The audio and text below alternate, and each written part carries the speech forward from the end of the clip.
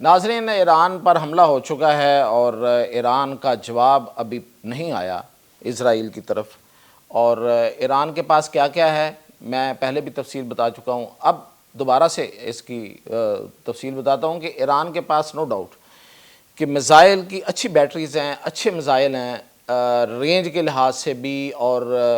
Numbers کے لحاظ سے بھی ابھی ایران نے اپنا حملہ شروع نہیں کیا۔ اور ایران کی جو دوسری اسٹرینتھ ہے وہ اس کی نیول کی ہے، وہ نیوی میں بہت آگے ہے، اور وہاں سے بھی ابھی اس نے اس پہ رد عمل نہیں دیا ہے۔ ایران کے بہت سے شہروں کو نشانہ بنایا ہے، اس وقت بھی تبریز اور باقی آگے کرمان شاہ، ان شہروں کو نشانہ بنایا جا چکا ہے نئے حملوں میں۔ یہ اسرائیل کا اس وقت کوئی دوسرا تیسرا حملہ چل رہا ہے، اور پھر یہ کہ ایران جو ہے وہ اسرائیل جو ہے وہ ایران کے نتنز جو اٹامک اس کی جو انسٹالیشن ہے جہاں پہ اس نے اپنا ایٹمی پروگرام رکھا ہوا ہے، اس کو بار بار نشانہ بنا رہا ہے، اور اس نے دعویٰ کیا ہے کہ اس کو خاصا نقصان پہنچ گیا ہے، لیکن یہ کہہ رہی ہے کہ وہاں سے کوئی ریڈیشن جو ہے وہ ابھی تک رپورٹ نہیں ہوئی۔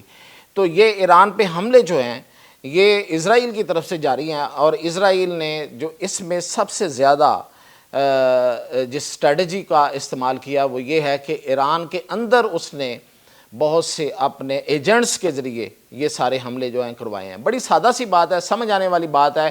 کہ فوجی قیادت جو ہے وہ کسی صورت بھی نشانہ نہیں بن سکتی جب تک پریسائزلی کوئی بندہ، کوئی ایجنٹ، کوئی جاسوس جو ہے وہ ان کی پوزیشن کی نشاندہی نہ کر رہا ہو۔ اور یہ وہاں پہ موجود لوگوں نے ہماری اطلاعات یہ ہیں کہ ان کی نشاندہی کی، شاید کہیں پہ کچھ چپس لگائی ہیں، اور یا پھر پریسائز اٹیک کے لیے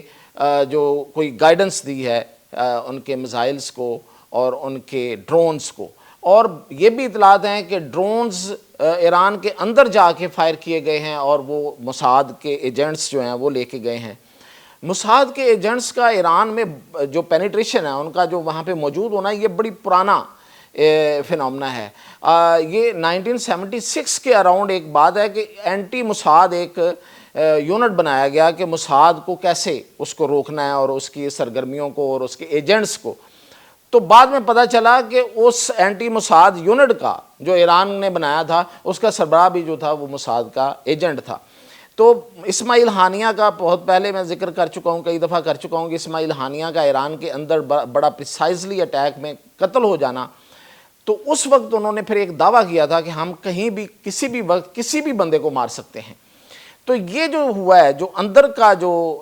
ایجنٹ ہے، جو اندر جاسوس ہیں، جو اندر غدار ہیں، ان کا ایک بہت بڑا نیٹ ورک ہے۔ یہ جو حملے کی کامیابی ان کو ملی ہے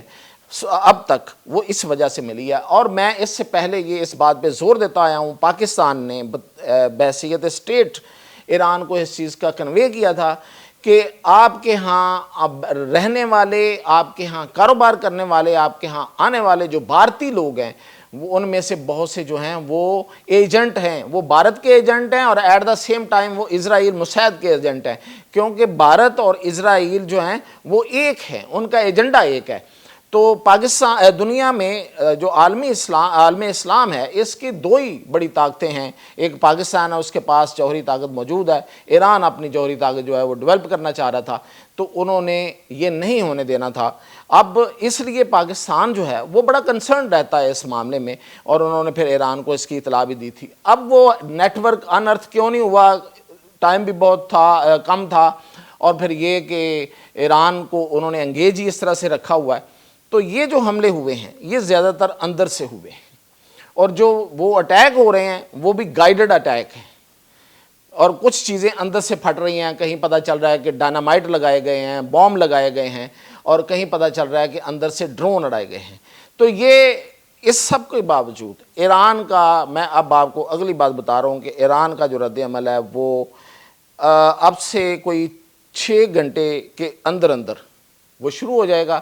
اور ایران اور ادھر سے ہوتیز کا بھی آ جائے گا، اور وہ اسرائیل کو ڈائریکٹ نشانہ بنائیں گے۔ اسرائیل کی ظاہر ہے کہ انہوں نے بھی ورکنگ کی ہوئی ہے کہ اسرائیل کے کس کس ایریا میں کس طرح سے ٹارگٹ کرنا ہے۔ اور دیکھیں، اگر اسرائیل کا جو ایئر ڈیفنس سسٹم ہے وہ بڑا کامیاب ہے، تو کتنا کامیاب ہو سکتا ہے؟ 100% تو ہو نہیں سکتا۔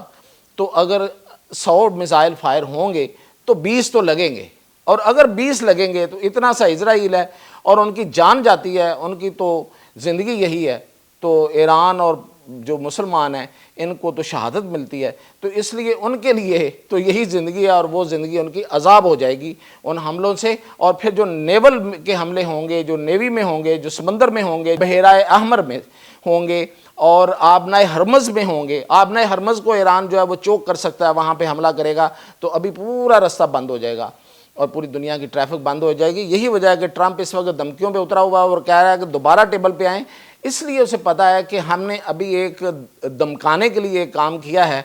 تو یہ شاید ایران جو ہے وہ جھک جائے گا، لیکن اطلاعات یہ ہیں کہ ایران اس کا بھرپور جواب دے گا، اور جب وہ جواب دے گا تو اسرائیل کو پھر سمجھ لگے گی اور پھر ٹرمپ کو پتہ چلے گا جو اپنے آپ کو اینٹی وار کہتا تھا اس نے کتنا بڑا بلنڈر کیا ہے۔ تو اب تک تھی یہ اپڈیٹ، مزید اپڈیٹ کے ساتھ پھر حاضر